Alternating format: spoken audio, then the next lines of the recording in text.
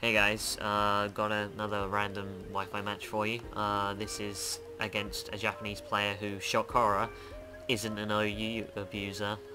Well, they have two OUs, but you know, I can forgive that in the face of, you know, creativity anyway. But you know, I actually don't have a huge amount of issue with OU players for the most part. It's just irritating facing them continuously on PBR Wi-Fi because, you know, you just face the bland old teams over and over again. You get like Gyarados and Scizor and other such Pokemon in like every match, and it just gets so tiresome. But this battle was a nice change of pace, really, because they're using a mono normal type team, which I think I have fought a mono normal type team before, but it's been a while since I have. So anyway, they start off with Ambipom, I start off with Altaria. Ambipom uses Fake Out, which I was hoping it wouldn't do. I was hoping it'd be, you know, maybe not so much a standard set with Fake Outs, just because their team was quite interesting, but sadly I was mistaken. I used Dragon Dance this turn, and I was not expecting Double Hit to do that much damage, but I really should have been, so it was my bad, because even with Dragon Dance this turn, I knew that Altaria wasn't going to outspeed his Ambipom next turn, because his, because my Altaria has no speed EVs at all in it. So I've just basically completely wasted Altaria, which was great. Very stupid of me, but you know, I make everyone makes miscalculations at some point. Well, a lot of the time. I know I do it a lot of the time. It's always quite hard to read people on PBR random Wi-Fi as well. I find, like, if I'm in a friend battle, I can easily read what people's movements are going to be, but on PBR, because you can never judge their skill particularly well, you're never quite sure what they're going to do. But anyway, this is my new Gastrodon. Has Surf, Ice Power, Surf, Earth Power, Ice Beam, and Recover. And thanks to my thanks goes to Blastune1234 for teaching it Earth Power for me, as I don't have access to Platinum.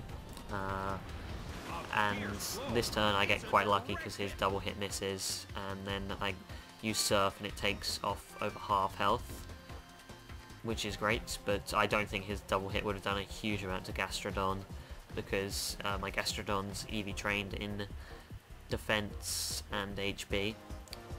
So I wasn't quite sure what he was going to do this turn, but what he in fact does is switch out his Ambipom if we actually get to it at some point, which I'm sure we will do.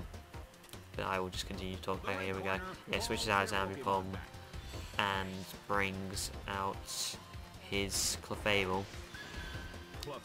And you know, Clefable, they can be pretty, well, they are incredibly versatile Pokemon, so you're never quite sure what you're going to get from facing one, but Surf does a reasonable amount of damage considering my Gastrodon, you know, lacks many special attack IVs. I think I've got about 4, no, not IVs, EVs, but it does have pretty high special attack IV, but yeah, anyway, his Clefable uses Moonlight, heals up that damage, which was kind of pointless considering as it's fast, Surf will do pretty much exactly the same amount of damage the next turn.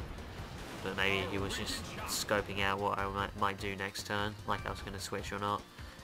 I decided to keep Gastrodon in because I want a safe avenue to switch in,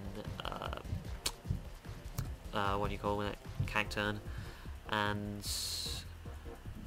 but his Clefable actually uses Encore, which was interesting. I wasn't expecting that, but Gastrodon then uses Surf, and it does a fair amount of damage to Clefable, takes it down to, you know, less than a third, but I knew this turn he was going to soft-boiled, so I switched in Cacturn, thinking I'd be able to, you know, get in and actually start using some fighting moves and rip most of his team to shreds, ideally.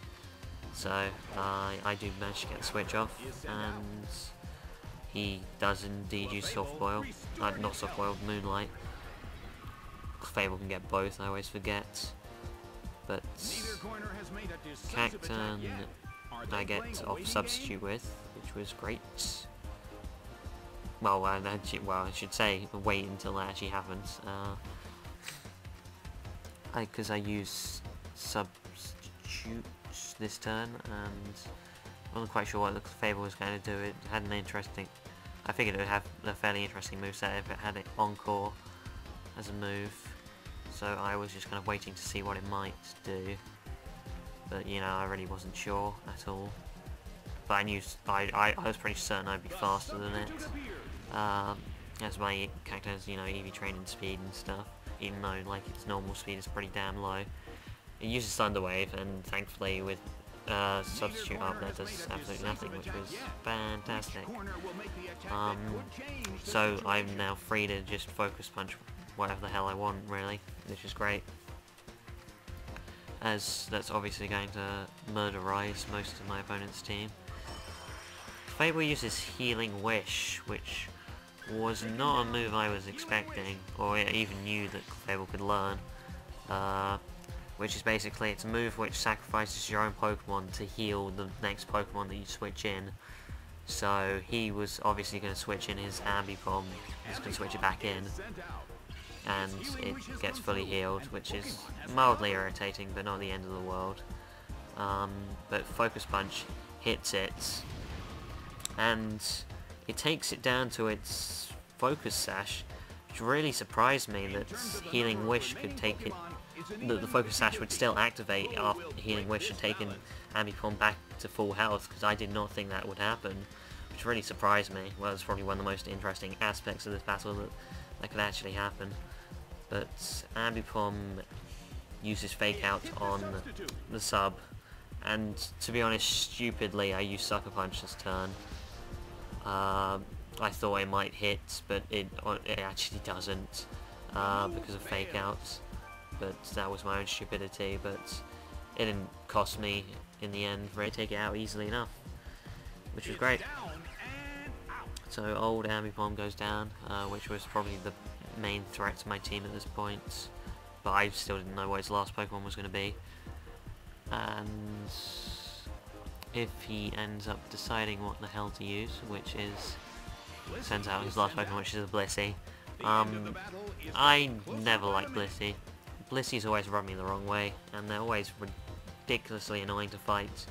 But thankfully I'm in a fairly good position having Cacturne out, because, you know, physical damage and can do, obviously, you know, destroy it with Focus Punch if I get given the opportunity. But I use Substitute again, and just to see what it might do, because I was expecting a status move. He uses Healing Wish. Apparently Blissey can learn Healing Wish as well, which I was not expecting. But yeah, maybe he thought Healing Wish would work to revive one of his Pokemon, but I guess it doesn't work that way. It only works on Pokemon that's still alive. Well, you know, that they've taken damage, but I don't know, maybe his Blissey had no attacking moves as well, but it would be really odd if he bought two Pokemon with no attacking moves whatsoever. But obviously Focus Punch takes down Blissey, so yeah, I win. It was a bit of a strange battle, and it was weird about that Focus Sash still activating, but it was a fairly fun match anyway. But I'll catch you guys next time.